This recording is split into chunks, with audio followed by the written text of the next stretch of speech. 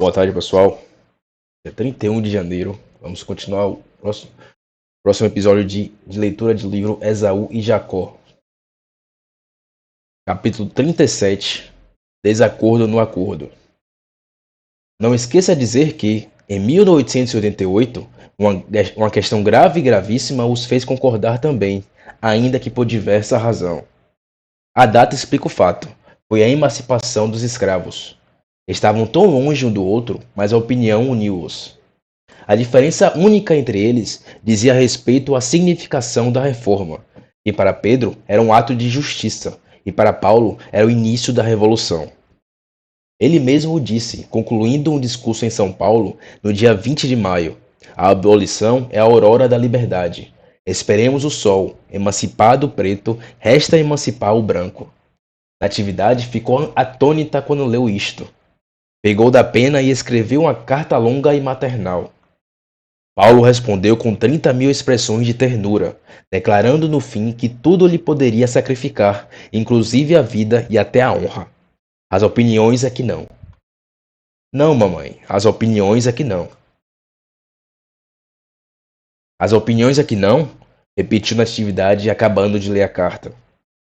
Natividade não acabava de entender os sentimentos do filho. Ela que sacrificara as opiniões aos princípios, como no caso de Aires, e continuou a viver sem mácula. Como então não sacrificar? Não achava explicação. Relia a frase da carta e a do discurso.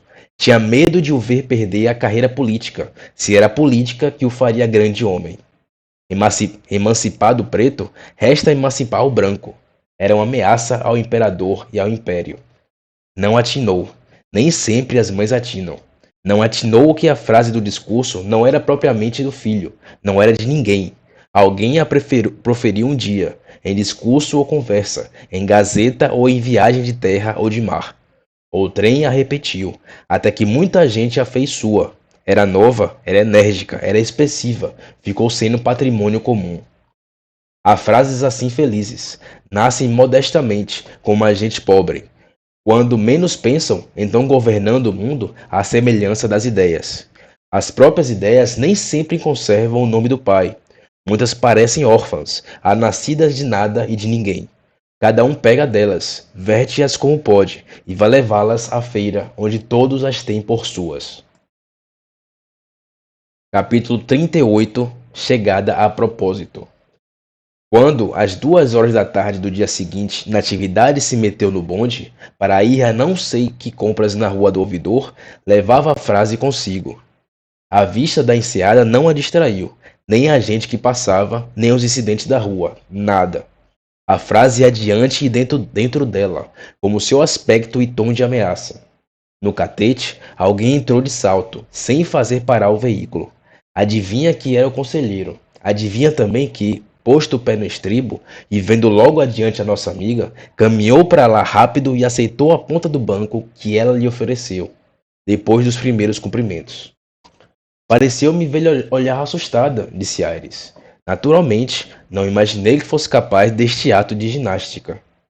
Questão de costume. As pernas saltam por si mesmas. Um dia, deixam-me cair, as rodas passam por cima. Fosse como fosse, chegou a propósito. Chego sempre a propósito. Já lhe ouvi isso, uma vez há muitos anos, ou foi a sua irmã. Ora, espere, não me esqueceu o motivo. Creio que falavam da cabocla do castelo. Não se lembra de uma tal ou qual cabocla que morava no castelo e adivinhava a sorte da gente? Eu estava aqui de licença e ouvi dizer coisas do arco da velha. Como sempre tive fé em sibilas, acreditei na cabocla. Que fim levou ela?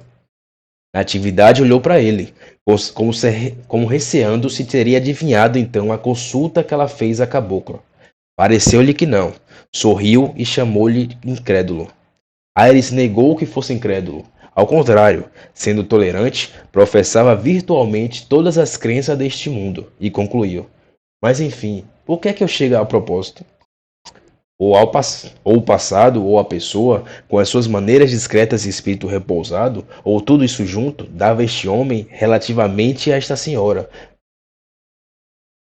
Ou o passado ou a pessoa, com suas maneiras discretas e espírito repousado, ou tudo isso junto, dava a este homem, relativamente a esta senhora, uma confiança que ela não achava agora em ninguém, ou acharia em poucos. Falou-lhe de uma confidência, um papel que não mostraria ao marido.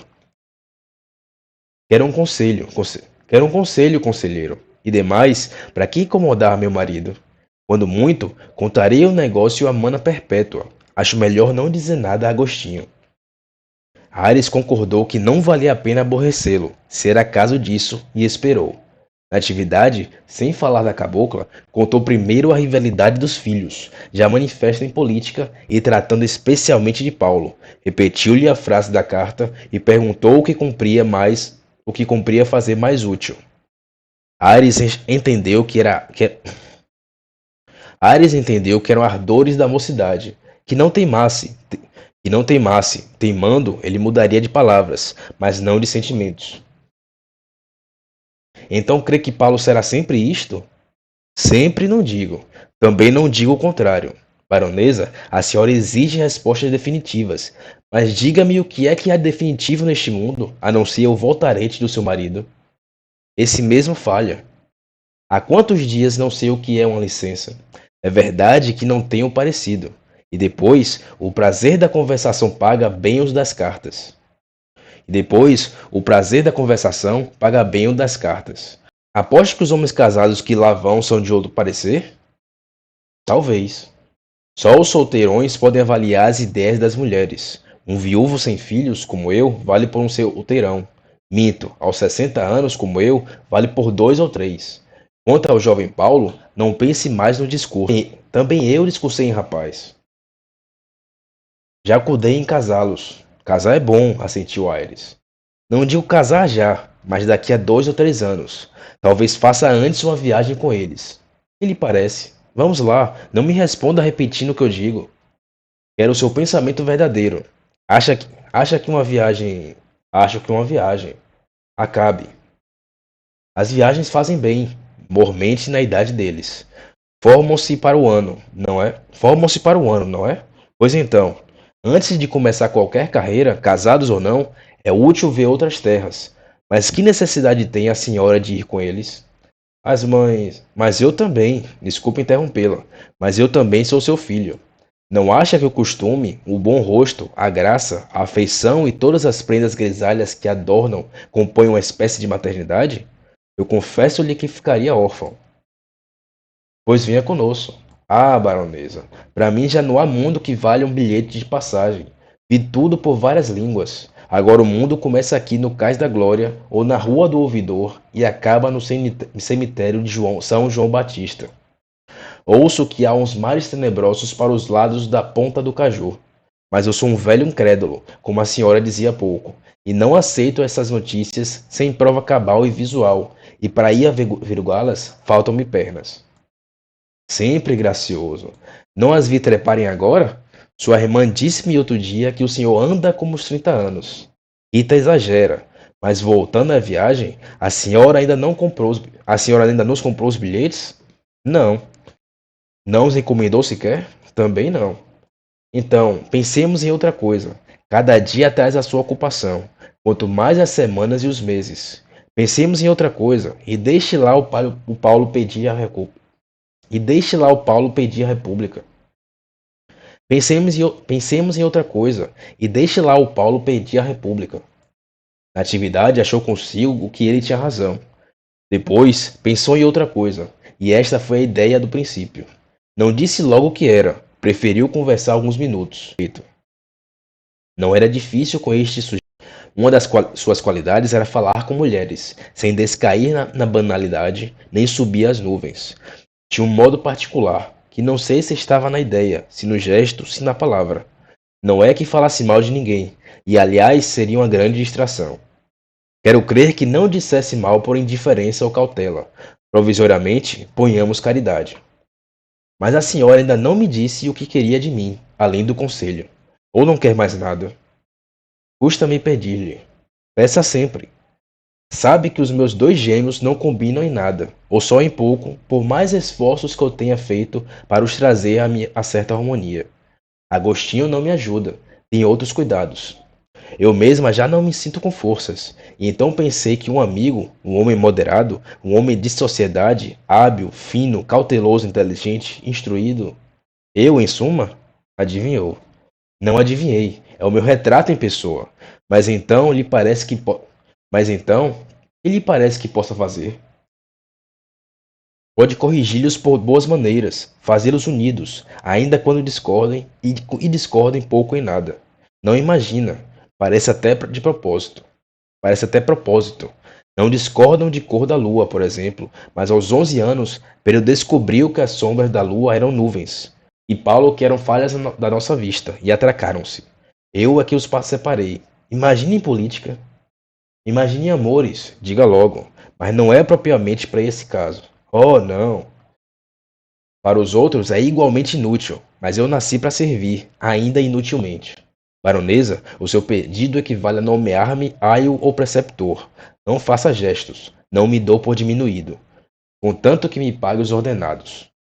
E não se assuste, peço pouco, pague-me em palavras. As suas palavras são de ouro. Já lhe disse que toda minha ação é inútil.